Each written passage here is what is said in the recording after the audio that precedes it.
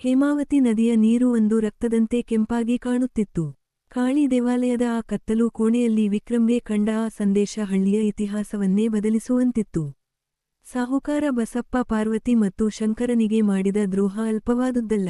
ನಿಧಿಯ ಆಸೆಗಾಗಿ ಅವನು ಒಂದು ಸುಂದರ ಪ್ರೇಮ ಕಥೆಯನ್ನು ಬಲಿಕೊಟ್ಟಿದ್ದ.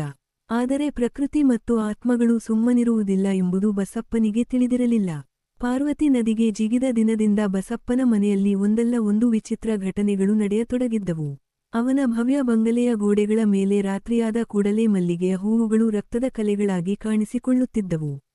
ಬಸಪ್ಪನ ಕುಟುಂಬದವರಿಗೆ ಪ್ರತಿ ರಾತ್ರಿ ಒಬ್ಬ ನೇರಳೆ ಸೀರೆಯ ಸುಂದರಿ ಕೈಯಲ್ಲಿ ಉರಿಯುವ ನಕ್ಷೆಯನ್ನು ಹಿಡಿದು ಅಂಗಳದಲ್ಲಿ ಓಡಾಡುವುದು ಕಾಣಿಸುತ್ತಿತ್ತು. ಬಸಪ್ಪನ ಮಗ ಈಗ ಹಳ್ಳಿಯ ವ್ಯವಹಾರಗಳನ್ನು ನೋಡಿಕೊಳ್ಳುತ್ತಿದ್ದಾನೆ. ಅವನಿಗೆ ತನ್ನ ತಂದೆ ಮಾಡಿದ ಪಾಪದ ಅರಿವಿರಲಿಲ್ಲ. ಆದರೆ ಪಾರ್ವತಿಯ ಸೇಡು ಈಗ ಅವನನ್ನು ಬೆನ್ನಟ್ಟುತ್ತಿದೆ. ವಿಕ್ರಂ ಕಾಳಿ ದೇವಾಲಯದ ಸುರಂಗದಿಂದ ಹೊರಬಂದಾಗ ಅವನಿಗೆ ಬಸಪ್ಪನ ಹಳೆಯ ಬಂಗಲೆಯಿಂದ ಕಿರುಚಾಟದ ಸದ್ದು ಕೇಳಿಸಿತು. ಬಸಪ್ಪನ ಮಗನಿಗೆ ಪಾರ್ವತಿಯ ಅದೇ ನೇರಳೆ ಸೀರೆಯಿಂದಲೇ ಉರುಳು ಬಿದ್ದಂತೆ ಭಾಸವಾಗಿತ್ತು.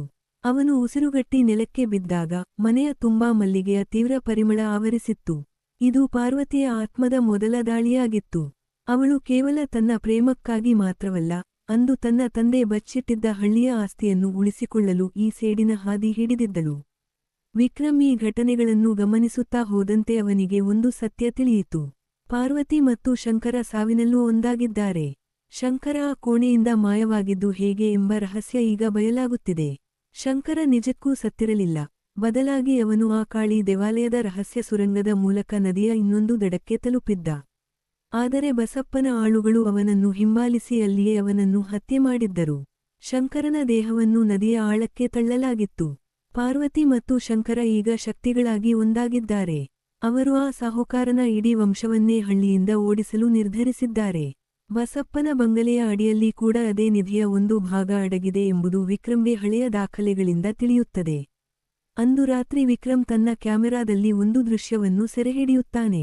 ಬಸಪ್ಪನ ಮನೆಯ ಹಜಾರದಲ್ಲಿ ಪಾರ್ವತಿಯ ಆತ್ಮವು ಕೆಂಡದಂತಹ ಕಣ್ಣುಗಳಿಂದ ಸಾಹುಕಾರನ ಫೋಟೋವನ್ನು ನೋಡುತ್ತಾ ನಿಂತಿತ್ತು. ಆ ಫೋಟೋ ತಾನಾಗಿಯೇ ಬೆಂಕಿಗೆ ಆಹುತಿಯಾಯಿತು. ಬಸಪ್ಪನ ವಂಶಸ್ಥರು ಭಯದಿಂದ ಹಳ್ಳಿ ಬಿಟ್ಟು ಓಡಲು ನಿರ್ಧರಿಸಿದರು. ಆದರೆ ಪಾರ್ವತಿ ಅವರನ್ನು ಅಷ್ಟು ಸುಲಭವಾಗಿ ಬಿಡಲು ಸಿದ್ಧವಿರಲಿಲ್ಲ. ಆ ನಿಧಿಯ ನಕ್ಷೆಯನ್ನು ಪೂರ್ತಿಗೊಳಿಸಲು ವಿಕ್ರಮ್ಗೆ ಈಗ ಪಾರ್ವತಿಯ ಸಹಾಯ ಬೇಕಿದೆ. ಪಾರ್ವತಿ ವಿಕ್ರಮ್ನ ಕನಸಿನಲ್ಲಿ ಬಂದು ಆ ನಕ್ಷೆಯ ಕೊನೆಯ ಭಾಗ ಎಲ್ಲಿದೆ ಎಂದು ಸನ್ನೆ ಮಾಡುತ್ತಾಳೆ. ಅದು ಬೇರೆಲ್ಲೂ ಅಲ್ಲ, ಆ ಸಾಹುಕಾರನ ಮನೆಯ ಗರ್ಭಗುಡಿಯಂತಹ ಕತ್ತಲು ಕೋಣೆಯಲ್ಲಿತ್ತು. ಸೇಡಿನ ಈ ಆಟದಲ್ಲಿ ಈಗ ವಿಕ್ರಮ್ ಕೂಡ ಸಿಲುಕಿಕೊಂಡಿದ್ದಾನೆ. ಪಾರ್ವತಿ ತನ್ನ ಸೇಡು ತೀರಿಸಿಕೊಳ್ಳುತ್ತಾಳ, ಅಥವಾ ನಿಧಿಯ ಆಸೆಯಲ್ಲಿರುವವರು ಪಾರ್ವತಿಯ ಆತ್ಮವನ್ನೇ ಬಂಧಿಸಲು ಮಂತ್ರವಾದಿಗಳನ್ನು ಕರೆಸುತ್ತಾರ? ಹಳ್ಳಿಯ ಜನರು ಈಗ ಎರಡು ಬಣಗಳಾಗಿದ್ದಾರೆ. ಕೆಲವರು ಪಾರ್ವತಿಯ ಪರವಾಗಿದ್ದರೆ ಇನ್ನು ಕೆಲವರು ಆಕೆಯ ಶಕ್ತಿಗೆ ಹೆದರಿದ್ದಾರೆ. ನದಿ ದಂಡೆಯ ಆ ನೇರಳೆ ಮಾಯೆ ಈಗ ಹಳ್ಳಿಯ ಪ್ರತಿಯೊಬ್ಬರ ಮನೆ ಬಾಗಿಲನ್ನು ತಟ್ಟುತ್ತಿದೆ. ಮುಂದಿನ ಭಾಗದಲ್ಲಿ ಸಾಹುಕಾರನ ಕುಟುಂಬದ ಅಂತಿಮ ಪತನ ಮತ್ತು ಪಾರ್ವತಿ ಶಂಕರರ ಆತ್ಮಗಳು ಹೇಗೆ ಮುಖಾಮುಖಿಯಾಗುತ್ತವೆ ಎಂಬುದು ಬಯಲಾಗಲಿದೆ. ಸತ್ಯವು ನೀವು ಊಹಿಸಿದ್ದಕ್ಕಿಂತಲೂ ಹೆಚ್ಚು ಭಯಾನಕವಾಗಿದೆ.